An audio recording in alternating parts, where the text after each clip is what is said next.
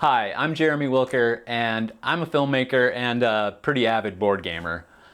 I first learned about Android Netrunner in 2018 when I stumbled across two players at my friendly local game store, and I couldn't figure out what the heck they were doing. It seemed like they were playing two different games against each other.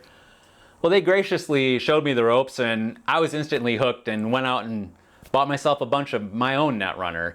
I was excited to share that with my friends. But then just a couple weeks later, boom, game over, end of life. There was to be no more Android Netrunner. And the final Worlds tournament, Magnum Opus, was held in 2018 right here in the Twin Cities of Minnesota. I showed up there with my camera to document the event and to interview dozens and dozens of the players. Over 400 people from all over the world showed up to play one last game.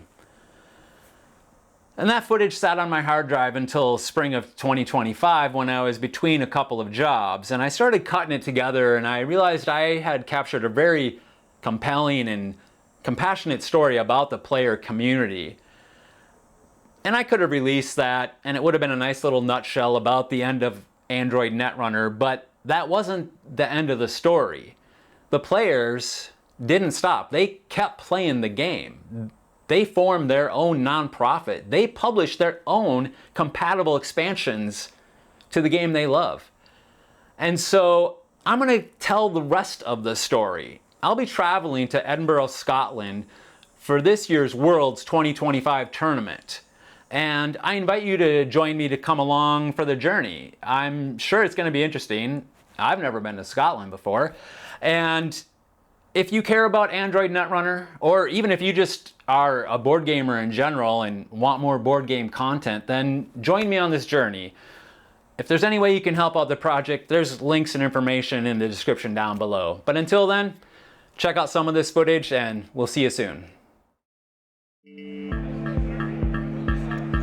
This game has been unlike anything I've ever experienced before. You're going to find one of the most caring and giving communities in gaming.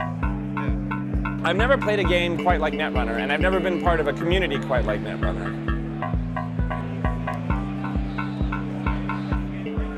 So it was really 2012 when a lot of my board game friends sort of lost me to Netrunner and have said, "What happened to you?" And I said, "Netrunner happened to me."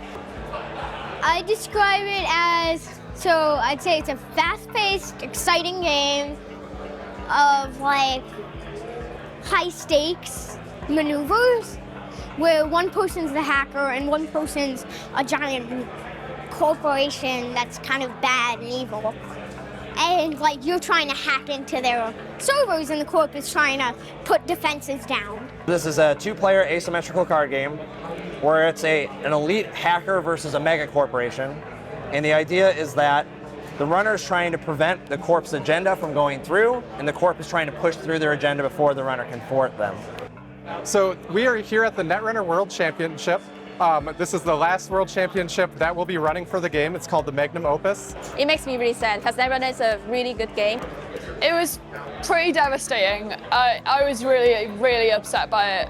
I honestly felt like this genuine feeling of mourning, like a distant relative had died. I was a bit at loss. Netrunner is what a lot of people call a lifestyle game, and I think it's pretty accurate for most of us.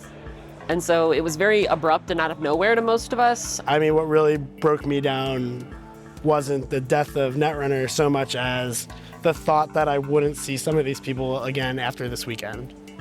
That's the hardest thing. It's scary and it hurts because I don't know when I'm going to see everyone again. And I've been really not trying to think about it. And yeah, it's a pretty emotional time, to be honest with you. It's sort of the first, for me, it's sort of the first time I've ever encountered a community that is so caring and giving and very protective of the thing that they enjoy. I've flown here with, I think we've got 30 people on Team UK, and all awesome people that I'm really happy to spend a week of my life with. If it wasn't for the community, I would not be here. They are here for 3+ days of fun and games and getting drunk and hanging out. It's kind of the last time where we're all really gonna be able to get in these huge groups together, and that's sad. Alex is going for the play. SG. Oh, he's gonna end the run. There it is. There it is. There it is.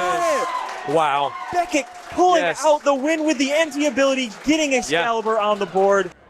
So what makes this game so unique to me is how you can really express yourself. There's a lot of other games, so I played Magic, I played Counter-Strike, like I said, I played the other games, and the one thing that you can't really do is really express your creativity or express your playstyle and express who you are.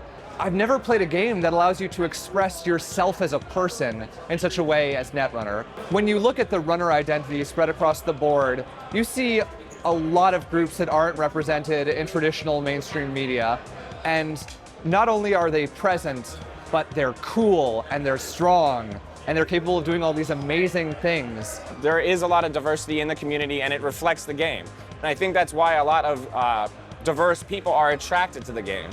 I'm brown, I'm gay, and seeing myself represented in a game means so much to me. I can't tell you. I've never been a part of a gaming community, and I've been a part of a lot of gaming communities that has been this accepting of every kind of person that exists, that every kind of person, however you identify, whatever your sexual orientation, your color, your gender, any of that, it's really, really inspiring. I've played a lot of other card games, and Netrunner's the only one that scratched both the gameplay itch and the people itch.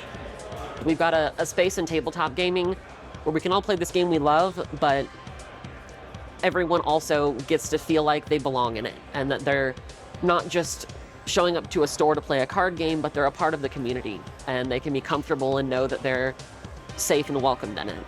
And I think that's really important for the hobby. For me, it's the community. This really is the greatest community in gaming. And that's why there's so many people here like me who are 3-peats, 4-peats, 5-peats to Worlds, because there's nothing like it in gaming. This is not the end of Netrunner, if we have any say in the matter. I am getting involved. By hook or by crook, I am going to get involved somewhere in this because I've got to keep it going. It's too important in my life to let it just die without trying. The end of Netrunner means that if we want to continue having amazing weekends like this, meeting up with people all over the world, that we are going to have to do something to make it happen. You know, just because there are no new cards being introduced to the library does not necessarily mean there aren't new ways or new innovations that can be thought of by the community. Like, it would be fine if we just put the existing Netrunner community into a little bubble and sent them out into space and like let them keep playing the game, but it would be much, much better if we could continue to like have the community grow and change organically and like exist as it has been. It's like an addiction. I don't know what else to say. Every time I think, oh, maybe I'm out, it pulls me right back in. If someone's there to play Netrunner with me, I'll play.